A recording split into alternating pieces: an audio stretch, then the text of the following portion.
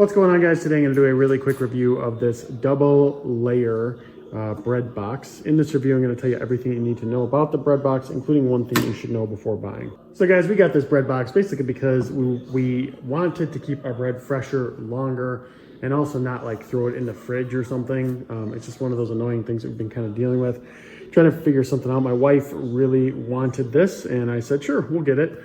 And we so far have not been disappointed. So this bread box has two compartments. It has the top compartment here, right? And then it has the bottom compartment here, okay?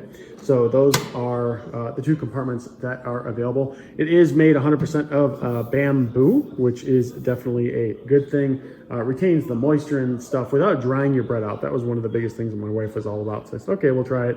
And we are happy with it. We still keep everything in the packages, in the wrappers. I don't know, maybe that's superstition or whatever, just to make sure that they're fresh. Haven't really noticed much of a difference because frankly, we haven't tried it the other way of just putting all the bread and bagels and such up here or whatever.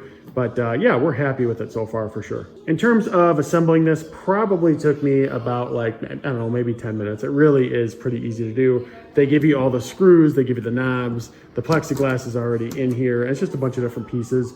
The instructions are a little confusing at times, but overall, it's pretty easy to put together. It doesn't take much time at all. So as you can see here, the top part can fit quite a bit.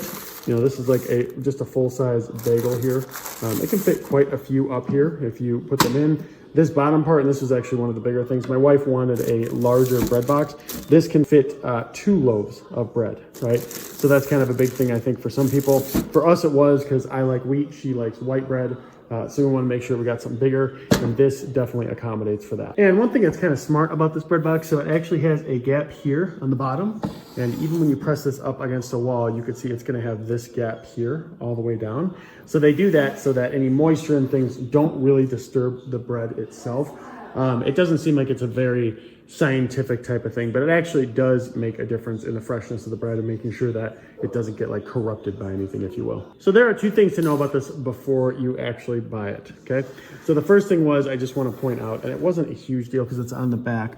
I'm gonna find it. Right here, I don't know how well you can see. So you see how it's actually cracked right there? Ready to focus in, there we go.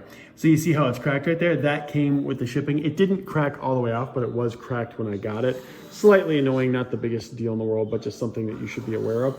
Second thing to know is that these knobs, they seem really difficult to put on. They're actually pretty easy. So I tried, like I did an electric or portable screwdriver, if you will, power screwdriver when I did this, right?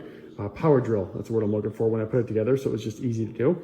But they give you this, which I would never use this in most cases, right? But the one thing that you should use it for is the knobs. So just a helpful tip, I tried to use the electric thing, didn't work.